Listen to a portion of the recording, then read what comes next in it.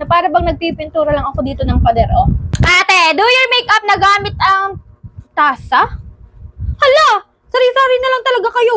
Akala nyo, mauuto-uto nyo pa ako sa pagganyan-ganyan ninyo. Hindi ko yung gagawin, magme-makeup ako dito kasi madami akong gagawin na video. Ano, magbe-blend lang ako ng kamay ko dyan. Aw, nangalay yung kamay ko ah. So ano, akala ninyo, susundin ko yung mga pa-challenge ninyo yan. Sino ako ha? Para uto-utoin ninyo na naman. Akala nyo talaga papabilog pa yung ulo ko sa inyo? No, hindi na kasi nakakadala na kayo. Puro na lang kayo pa-makeup challenge, no? Ang kulit-kulit nyo kasi, utos kayo ng utos ng pa-makeup challenge. Wala naman nagbabago sa mukha ko. At ako naman ito, si makapal ang mukha, gawa ng mga makeup challenge. Eh, ang pangit-pangit naman. Hindi nyo rin naman ako masisisi na gumagawa ako ng mga pa-makeup challenge kasi ganun ko kayo kamahal. Kaso lagi nyo na lang sinasabi, ang pangit ko. Ay, huwag kayong mag-alala, tanggap ko naman yun na sinasabihan nyo ako ng pangit kasi nga pag nagme-makeup ako, before lang naman yung nangyayari, wala ang after. Basta bahala kayo dyan, mapagod magparalalait sa akin. Basta ako dito, magme-makeup lang, magpapaganda-paganda kahit walang nangyayari. Pero kahit nga sana hindi na ako mag-makeup kasi maganda ako. Ito yung gagamitin ko, magic blush, kasi alam nyo ba, ay napadami. Tingnan nyo, konti lang dapat. Konting dot lang talaga. Magkakalat na yan siya dyan. Tingnan nyo ha. I-blend ko yan later on. Later on. Tingnan nyo yung magic ha. Feeling ko hindi ko siya maayos ng blend. Hindi ko makita. Natatabunan. Oh, ang ganda nito girl. Kasi kung nagmamadali ka, nako, mabilis mo lang siyang magamit kasi. Ang bilis niya lang din i-blend. Tapos napaka-pigment niya. Tapos matitipid mo siya. Feeling ko taon ko talaga ito gagamitin. Kasi konti lang naman yung ilalagay mo. And, bugsh. Yan na. Kakaloka kayo. Oh, tingnan ninyo. Dito lang sa tasa napunta. Hello Kitty. Paborito ko kasi.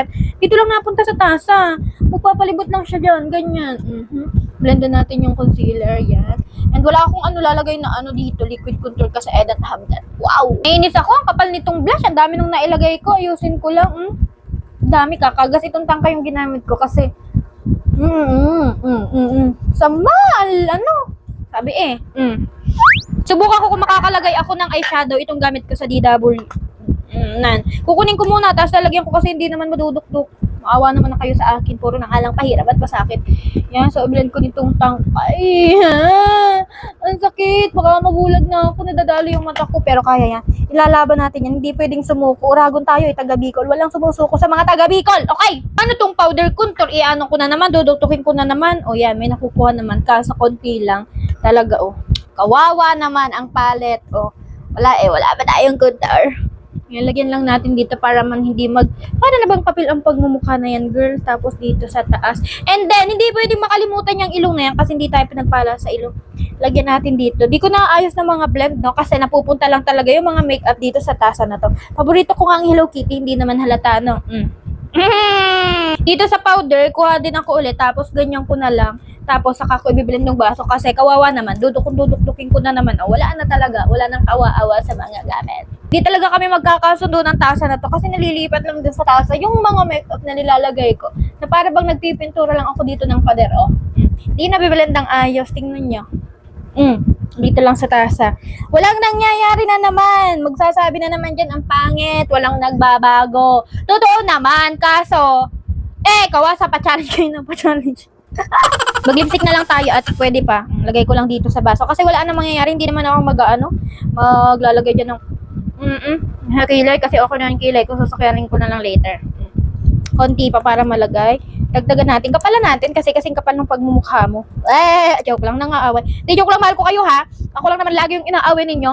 Para bang di nga ako pamilya. Ay, kapamilya ka? Suklayin ko na lang itong aking kilay kasi super duper kapal niya. At hindi maalam mag-ahit ang babae na to. Baliktarin ko lang yung aking pilik mata and then maglalagay tayo ng mascara. Tingnan natin kung makakapag-apply tayo. Ang gagawin ko, ilalagay ko na lang ulit dito sa baso. Tsaka natin ilalagay doon sa ating pilik mata.